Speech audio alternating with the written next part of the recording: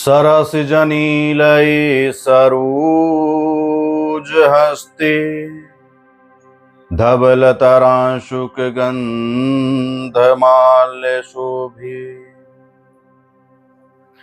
भगवति हरिवल्लभे मनोज्ञे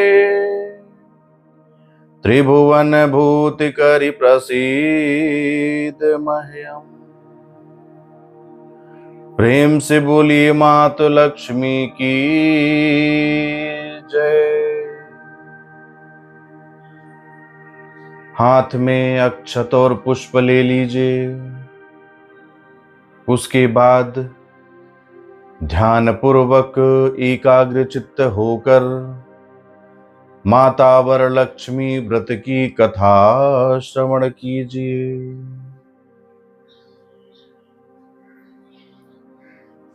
एक समय की बात है, मगधराज में कुंडी नामक एक नगर हुआ करता था। यह अत्यंत प्राचीन बात है। कुंडी नगर रावण की सोने की लंका के तरह ही सोने से निर्मित नगर था। उस नगर में चारुमती नामक एक ब्राह्मणी निवास किया करती थी। ब्राह्मण महिला निवास करती थी।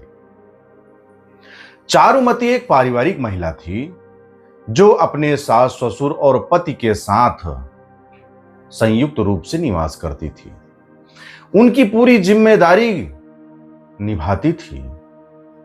अपनी जिम्मेदारियों से कभी वह दूर नहीं भागती थी। सास ससुर की सेवा करना हो चाहे पति की देखरेख करना हो, अपनी पूरी जिम्मेदारियों का पूर्णतः निर्वहन करती थी। इसके अलावा चारुमती माता लक्ष्मी की अनन्य भक्त थी। पूरे विधि विधान से माता लक्ष्मी की वह नित्य पूजा अर्चना किया करती थी। एक दिन जब चारुमती रात्रि में निद्रासन में थी, अर्थात सो रही थी, तो उसके सपने में माता लक्ष्मी आई। उन्होंने चारुमती ब्राह्मणी से कहा कि मैं वरलक्ष्मी हूं। जिस तरह से तुम मेरी पूजा करती हो, मैं उससे तुमसे बहुत अधिक प्रसन्न हूं।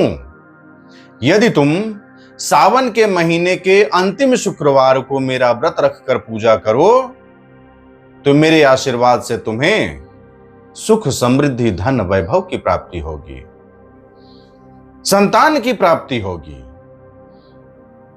इसके अलावा यदि तुम यह व्रत अन्य लोगों से भी कराओगी, तो उन्हें भी इसका शुभ फल प्राप्त होगा। तुम तो करो ही, लेकिन अन्य लोगों से भी कराओ। तुम अकेले क्यों लाभ लोगी, अन्य लोगों को भी लाभ लेने दो। जो जो इस व्रत को करेगा, सबके ऊपर मेरी कृपा दृष्टि रहेगी। यह माता लक्ष्मी चारुमती को बता रही हैं। सुबह होते ही जब चारुमती ने सपने वाली बात अपने पति एवं सास ससुर को बतलाया, तो उन लोगों ने सलाह दी कि सपने की बात कभी कभी सत्य भी होती है, और यहां तो साक्षात माता लक्ष्मी तुम्हारे सपने में आई थी, इसलिए उनकी बात कभी भी झूठी नहीं हो सकती है। इसलिए तुम उस सपने के अनुसार पर जो जो माता लक्ष्मी ने कहा है सब कुछ करो। माता लक्ष्मी ने जब तुम्हें बताया है कि सावन महीने के शुक्ल पक्ष के अंतिम शुक्रवार को व्रत करना चाहिए, तो तुम्हें अवश्य इस व्रत को करना चाहिए। ऐसे में चारुमती ने स्वयं तो व्रत किया ही किया, साथ ही नगर की अन्य महिलाओं को भी इस व्रत को करने की सलाह दी।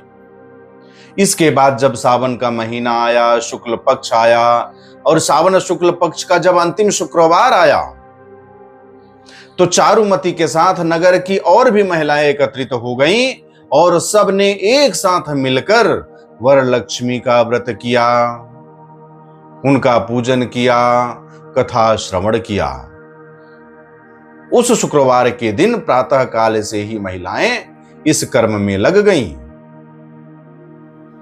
श्रावण शुक्ल पक्ष के अंतिम शुक्रवार को चारुमती के साथ नगर की सारी महिलाएं उठकर प्रातः काल ब्रह्म मुहूर्त में उठकर स्नान आदि से निवृत्त होकर के साफ कपड़े पहनकर मंडप सजाकर उसमें भगवान गणपति एवं माता लक्ष्मी की वर मुद्रा की प्रतिमाएं रखी। उसके बाद विधि विधान से उनका पूजन की। पूजा के आखिरी में सभी महिलाएं जब उस मंडप की परिक्रमा करने लगीं, तभी अकस्मात सभी महिलाओं का शरीर गहनों से सज गया। माता लक्ष्मी की विशेष कृपा दृष्टि देखने को मिली। जो महिलाएं ऐसी आ गई थीं, उनके पूरे शरीर में गहने आ गए। इस तरह यह पूजन करके सभी महिलाओं को धन संपत्ति प्राप्त हुई। इसके अलावा उनका घर भी पशुधन जैसे गाय, घोड़े, हाथी आदि से भर गया। माता वरलक्ष्मी की कृपा से उनका नगर सोने का बन गया और यह वही कुंडी नगर है जो रावण की लंका के समान सोने से बना हुआ था। और यह सब माता वरलक्ष्मी के आशीर्वाद से, उनकी कृपा दृष्टि से संभव हो पाया।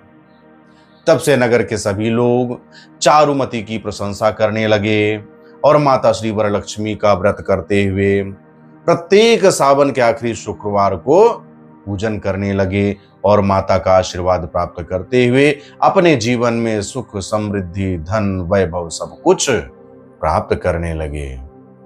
प्रेम से बोलिए माता लक्ष्मी की जय।